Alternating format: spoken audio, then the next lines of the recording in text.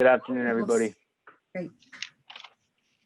Fantastic. So just to start off, I wanted to thank everybody again for joining this healthcare breakout. And of course, a special thank you to Kathleen for joining us.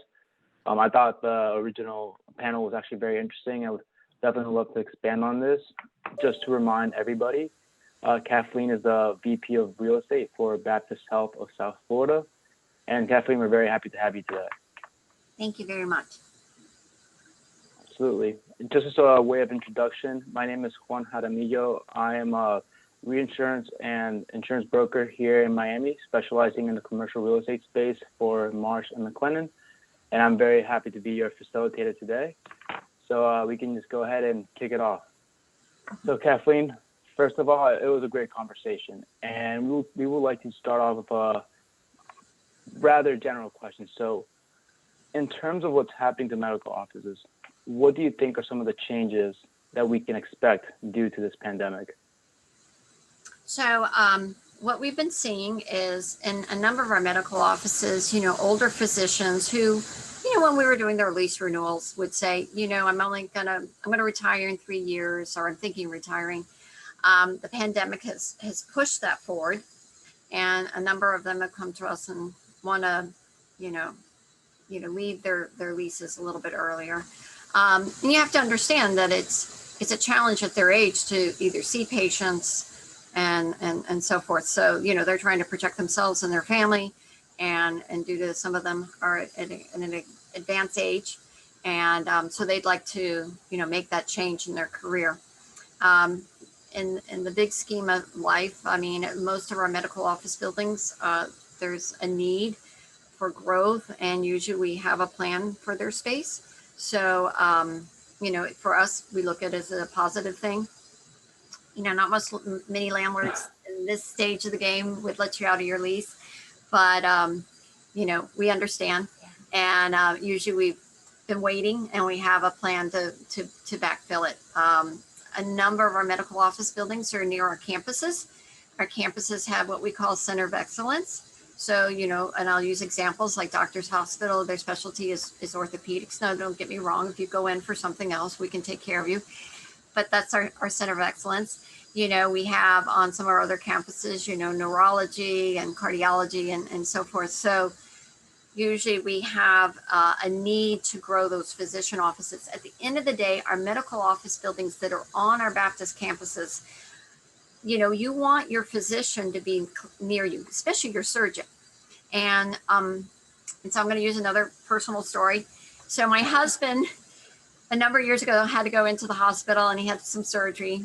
And, when you're meeting with the surgeon, they go through the whole, it's just like when you take a new prescription, like they give you all the items that could go wrong. Well, it went wrong with my husband. And when he got out of surgery and he's in recovery, it's near the end of the day. So, traffic around Kendall Drive can be, bumper to bumper. And thank goodness his surgeon was still in his office and could walk over and check on him. And then, and if that surgeon is seeing patients, they have other doctors in their offices that can come in and take care of you. So those are the important things about why you want your doctor there. So when we talk about some of our older physicians that maybe want to end their career and do something different, a lot of them are going into consulting and working with us still at the hospital, but not directly either doing surgery or seeing patients, then we're able to, backfill those spaces with other physician groups that, I hate to say it, younger and starting off their careers, and to take care of our patients and to take care of the community. That's fantastic. I mean, I don't think I have to emphasize how important the role is of our healthcare system here, especially in South Florida. I've been a beneficiary of it myself, had my fair share of surgeries, and it makes a lot of sense. It's great to see that there's a life cycle, if you will, of the doctors that want to retire and then maybe be in the consulting role. So it's really exciting to see how there's a path forward and continual growth. So kind of shifting a little bit more on the development side, maybe we can start off by talking, what is the typical development process for a medical office building? And then how has that process since changed, maybe due to the pandemic? So before I came to work for Baptist, I worked in development, and I would definitely say that healthcare takes a little bit longer. And the reason why, for the most part, is usually any location we find the zoning's not in place, and so and then we have to the challenge of if it's a lease, just having the landlord understand our services and why it's a benefit for their building or their shopping center. Not so much now, but when I first got into healthcare real estate, it was a big challenge. And then when you do development, the same thing. You have to spend a lot of time with those municipalities or the county and have them understand why you want the facility. Usually we need the zoning. The zoning's not usually in place. The other thing is think about healthcare and the particular type of use. If it's surgery, medical waste is considered hazardous waste. And so there's a process through Durham. The other thing that takes a little bit of time is we have to coordinate with fire rescue. Now, every development you go through your plan approval, and fire usually weighs in on it, along with, if it's a big, good sized development, also the police department. But with us, they look at it as a facility, and then they look at how we're going to support us. And they get very specific down to, I've got a project of pre-application in now, very specific how the ambulances will come in, they will exit, how far away we have to have our driveways for that flow, not only for patients, but for ambulances. And just so everybody understands, outpatient facilities do not have a lot of ambulances, but it has to be taken into account. And so those processes, kind of extend our application. So, we spend a lot of time meeting with all those different departments before we even submit. We want to make sure we have, their backing and their understanding of what we're doing.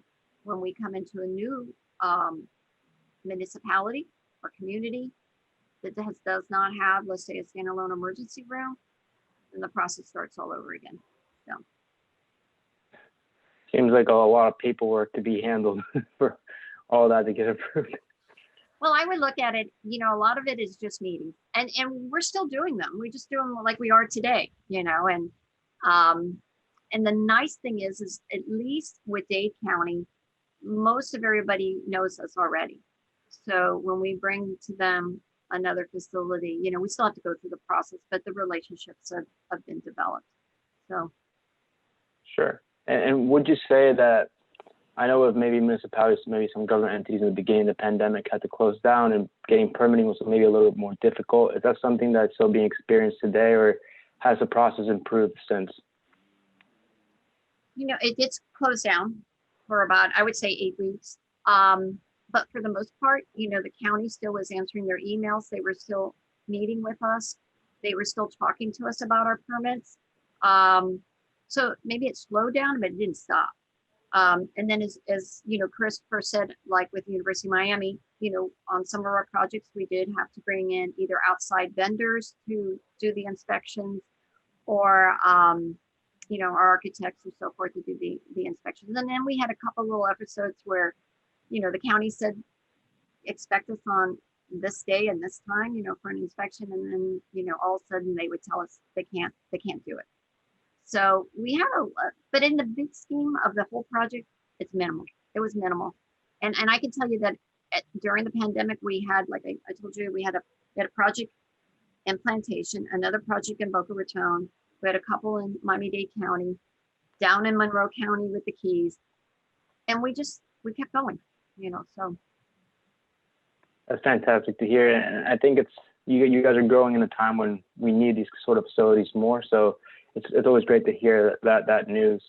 And before I move on to the next question, I just want to throw out to the whole group, if you would like to ask a question, I know Carol wrote this in the chat, please feel free to either write 2 X's in the chat and I'll call you out so you can speak up and ask Kathleen directly. Or if you do not want to speak up, please feel free to just ask the question in the chat and I will address it. So I just wanted to throw that out there. If anybody wants to ask a question, please feel free to go ahead. So moving on, I want to talk about a topic that you actually touched on, which is telehealth. And I think we mentioned many of us have probably used telehealth. We didn't want to go to the medical facilities. So what has been the effect of the pandemic on telehealth, just in terms of demand, and has that demand caused a change in the way you think about developing future healthcare spaces? So so our current facilities, we look at telehealth as a blessing. And what has happened in our facilities is there was such a demand for patients, and the facility was struggling, the infrastructure to support that patient demand. So with telehealth, we think that 20% of our patients will go through there, and maybe you have to go to bricks and mortar at some point. So we look at it as a blessing in that respect. And then going forward in our new facilities, like I had said earlier, we're looking at areas where our physicians can sit down and still see patients through telehealth. At the same time, they can take a break and do that, and then they can continue to see patients one-on-one. So we're trying to incorporate, the technology along with seeing patients. That's great. And I guess taking that into consideration, have you seen, with having less patients on your actual space, is there maybe an opportunity to reconfigure some of your space to increase or maximize the utilization of your facilities? So we really haven't seen that yet, and we don't think we're going to. So as a lot of us, keep hearing, and Coralie said it, more people are moving into, the county, and I don't think that demand is going to change. So we don't see that break. We do like the idea of telemedicine. And, one of the things that Baptist is doing, is we are partnering with some of our developers, residential developers. And when you move into your new home or your apartment, for I think it's about maybe $200, but it's normally maybe, let's say $300. You get a package where you have a number of items that when you do a telehealth appointment with a doctor, it can take your blood pressure, it can do the EKG, it can do your blood pressure, and those things are already set in place. So since we're in the holiday season, I would say to everybody, I don't think telehealth has gone away. I think we've all experienced. I've had a really great experience with it. I just need, myself included, to buy those other technological items that will help you with health in the healthcare diagnosis part. I think that's incredible. I have to be on the lookout for that because, I personally get white coat syndrome. For some reason, when I go to the hospital, my blood pressure shoots up. So if I can take it at home, I would probably get a better score every time. So I'm definitely going to be on the lookout for that. So, yeah. And then, our app has care on demand, and I have been told, not that I've looked at it, that you can kind of find, the opportunity to buy those things. Also the other thing is since a lot of folks, we don't have that, a number of people, and I've heard this with Amazon, are buying themselves their own blood pressure machine and so forth. So when you get on the phone with your doctor, you can say what my blood pressure was. Kathleen, why don't you talk about what Jim Carr is doing with his new home sales? But yeah, so with Jim's new home sales is if you purchase a home or you move into one of his facilities, you get for a year that service, and it's included along with our care on demand products. And some of the other developers out there are doing the same thing. That's great. Kathleen, I actually would like to ask you about something you brought up in the main group, also about the new project implementation. I would love to get an idea of, how long it took to get that project from start to finish, and maybe tell us a little more account of your personal experience with it. So the project just opened the end of November. And originally we started looking for a site back in 2015. And,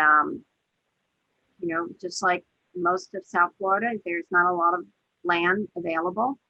And we looked at the site a couple times, and we, kept looking around like a lot of developers. We went back to it and started the process of the, site plan approval.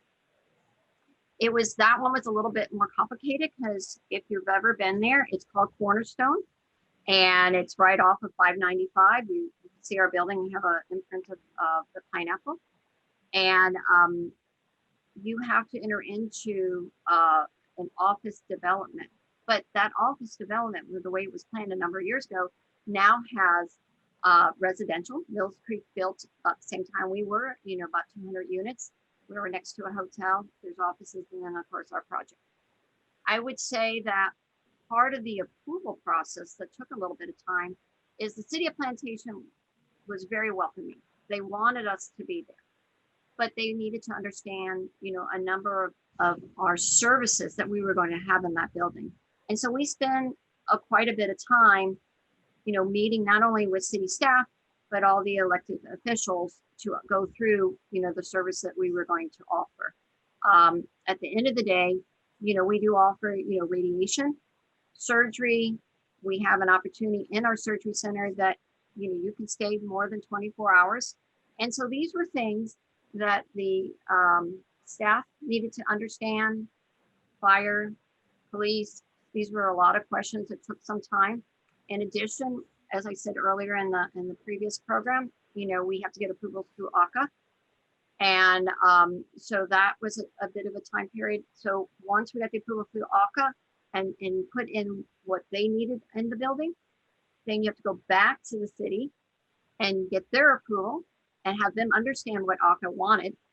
And then at the end of the day, we still have to get approvals from Broward County. So it's state agencies, it's the local community, and then it is the local county approval process.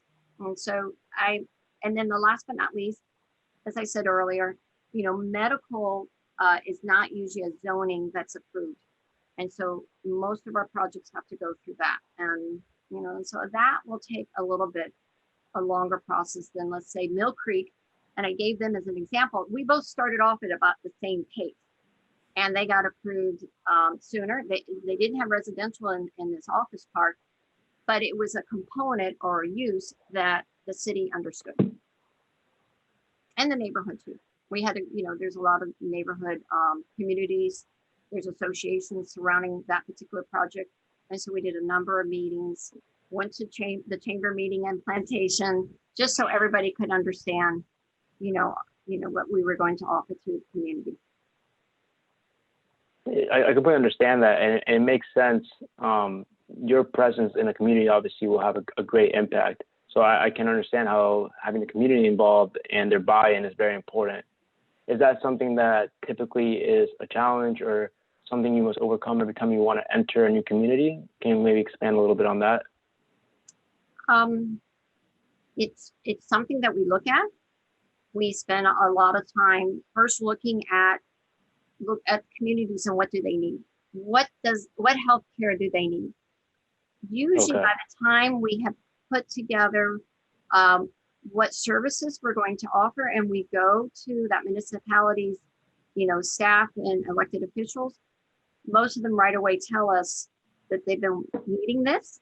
And then they are great in guiding us into the community where we should meet and maybe where are some of the challenges we might have, so that we can, make sure that we address their concerns. Understood. And it might be a little bit of a longer process with medical, but at the end of the day, every time we go to a community meeting, there's a lot of folks that might be concerned, but most of the people that are there just want to learn more about what we're going to offer. No, absolutely. And I mean, and Baptist is just so much more than a hospital with a hotel, Now you also have a senior housing project, for example. Where do you see the next moves will take you? Yeah, I know you said finding land in South Florida can be a challenge, but how seriously are you looking at maybe, repurposing other uses, maybe retail centers or even buying an office building for your doctors? Is that a consideration? Yeah, absolutely. We do it. So there are opportunities. We look for them all the time. We have in the past bought facilities, and what we do is if we're going to reposition it and redevelop it, we go back to the tenants and we let them know that when their leases come up, for renewal, that we won't renew them, and that if there's an opportunity that you find a new location, we'll let you out of your lease. And it always seems to work. As of yesterday, or no, the November 30th, we have a building that we bought 2 years ago, and a number of the tenants were there until the end of 2021. The last tenant just left, and so we're ready to, a year in advance, so we're ready to redevelop the site. That's incredible. I mean, yeah, like you said, finding land in Florida can be very difficult. So it's great to see those, bringing those buildings back to life and giving it a second wind. Yeah. I want to move on to another topic that you also mentioned in the main room, which is about outpatient facilities. I know part of your role, and a large part of your role, is looking over the outpatient facilities. What are some of the trends you are seeing and changes within the outpatient facility space? So I would say probably a year and a half ago, that what we call the certificate of need in the state of Florida went away. And so what that means is that in the past, hospitals had to request to build a hospital or put a facility in a neighborhood. And that has gone away. So what we have seen is before that happened, we were opening up standalone emergency rooms. And they were in place to decompress our own emergency rooms on the hospital campuses, and phenomenally successful. And so now what we've done is we're going to be opening in about a little less than a year, our first, I'm going to say, community hospital in Doral. Originally, we bought that land for a standalone emergency room. When the certificate of need went away, we had designed it for two stories. We thought at the time we put physicians above, because the trend in the community is when you come to our ERs or our urgent cares, most of the time you need a doctor for reoccurring medical care, not emergency care. That's a trend that we see. And we thought, okay, having the physicians above us. When that certificate of need went away, we knew that community needed a community hospital. And for most of you, if you know where downtown Doral is, it's very close to there. And that is a growing community, multi-generational. And then to support that hospital in downtown Doral, we have recently, during COVID, opened up a primary care office, urgent care, diagnostic. We're going to have other physicians that rotate in. We call them specialists, and then also physical therapy. So we took that opportunity with that standalone emergency room and the second floor that could have been physician offices. We have now those components in downtown Doral for the community. But if you do need to go to a hospital, the hospital will be down the street for you. That's fantastic. I mean, it's good to know for all of us, right? Yeah. I also want to take this opportunity.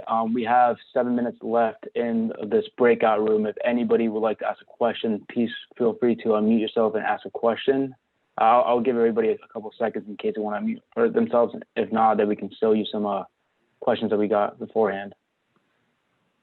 Juan, I have one then. Hey, Kathleen, thank you again for being here. And all those that are attending here. Great opportunity for you to ask direct questions. So mine is as it relates to office and office medical buildings. I've seen the wait in your car approach and confirm that the waiting room is empty for you to come in and see the doctor now that, some of us are going back just to the regular checkups and being very cautious. Do you see a difference in your medical office buildings, the MOBs, being a little bit different on how you manage them and process the customer, the patient right now? So we do sometimes require, it depends how the medical office building is structured. So if we have what we say third-party physician groups, that means they're not employed by Baptist. We work with them to see what they're telling their patients. So are they asking their patients to wait in the car until they call them in? That's a coordinated procedure. And then in our facilities where we're managing that area, For the most part, we're coordinating. We don't really ask you to wait in your car. We're coordinating enough people to be in the space that is approved by CDC. So we set the appointments that there's only so many people in that office. Before you come into any of our facilities, you know, you have to have your temperature taken. We ask you a number of questions. And then on top of that, people are going to their physician. They know they're sick. They know they're sick with COVID, or they think they're sick. So when we test them and we note that they have a fever, we ask them to step aside, and we call the physician office. We let them know our concerns. The questions are positive on, for COVID and the temperature. They have a temperature. And then we allow that physician to make the decision for the next step. Thank you so much, Kathleen. And we have 5 more minutes left, and I'll ask one more question. But before we go, I just want to again thank our sponsors for today for helping us set up this event. In particular, Thornton Construction, FIU, Grant Thornton, and of course our premier sponsor, Ocean Bank, for the continued support. Without these companies helping us out, we wouldn't be able to make this event possible. So I haven't seen any more questions coming to the chat at the moment, but I just want to leave one overarching question. The question is a very general one. And Kathleen, from your point of view, this year has been obviously very different for many of us. Some of us have gained pounds, some of us have lost pounds, built new habits, read new books, or maybe just watched a lot of Netflix. And within the healthcare space, what do you believe are going to be some of the lasting impacts that maybe either driven by behavioral changes or just demand changes that we'll be seeing in the healthcare space, not just for the next year, but maybe 5-10 years down the line? So, one of the things that we at Baptist try to do is encourage, wellness and health. And at the end of the day, nobody wants to come and see us. So we try to make the patient experience as best as possible. But at the same time, it is our goal for you not to come see us. And so we promote a number of things, not only in the community, but through our physician groups for, all our patients in the community to be healthy and stay healthy and create those healthy habits. And I think that, we try to encourage that. Go to our website, go to our Care on Demand. There's a number of things that we put out there. Within our facilities, what are we doing? And I had mentioned it in the general session, you're not going to find, you're always going to find healthy foods.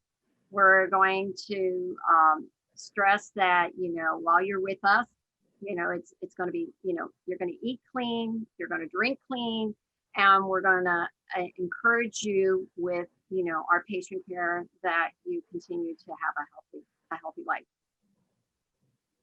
I think that's a fantastic mission, wellness first, and then for what else can't be treated. It's great to have a partner like Baptist to take care of us when in need. So Kathleen, thank you so much for your time and for this great information. I really enjoyed our conversation, and I hope the rest of the group did. I'm gonna leave it to you if you have any last comments, but again, thank you so much for being with us today. Thank you very much. Yeah, thank you, Kathleen. And I see Ron Sheffield asked a question earlier, and I have to commend him and his leadership of the chamber. I wouldn't have gotten involved in the chamber without leaders like Ron Sheffield. And Kathleen, you're a volunteer above, just giving your time to all of us and juggling all that you do at Baptist Health and the real estate department. So I encourage you, if you really want to get active with our community, join the chamber, and we love to have you active with our committees. And I think I'm going to try to paraphrase it correctly, but Ron, please correct me where I misspoke, as I'm going to try to say something that he taught me many years ago. People do business with those they know and like. I usually say that very little happens among people who don't know each other. Okay. And, we think that we can connect online today and we're going to find something on the internet. And yes, that does happen. But, as I look at our associates in our office, and we spend a ton of money for technology and leads and all the stuff that we all do on the internet. And still about 85% of our sales come from people who we've already done business with or people that we know. And what you're talking about the chamber, I mean, I've been a member of the chamber since 1977, and probably half or more of the people I know in Miami I've met right here, not on these screens, because we didn't have these screens before, but it's nice to see some new faces here. Erin, of course, I worked with her at the Beacon Council for a long time, and now at Baptist. And so, just a lot of folks that are doing a lot of good to build this community. And Tanya, you've been down there a long time too. So thank you for what you do in the background, because it's the folks in the background at the chamber that really keep us all organized. But, I'm assuming that everybody's a member, but if you're not a member, Carol's right. There's no better day to join than today, because, it's a group that kind of holds us all together. And Kathleen, I'm going to do a shout out to Ron. Ron volunteers his time with the chamber, but he also volunteers his time with Baptist for the board that I report to. He's our chairman. yeah, well, okay. Enough about Ron. So, all right, thank you. And Juan, great job on facilitating, a great member of our real estate committee for the developers forum this year. You did a wonderful job. So a little round of applause for Juan. Yeah, awesome Thank you so questions, much, Carol. Ron. Great questions. Job. Thank you, Kevin. Yep. Thank you, Juan. Thank you, everybody. All right. Well, Absolutely. back to the next Zoom meeting. Thank you, Be everyone. safe. Well, take care, everybody. Thank you guys so much. Thank y'all. Bye-bye. Thank you.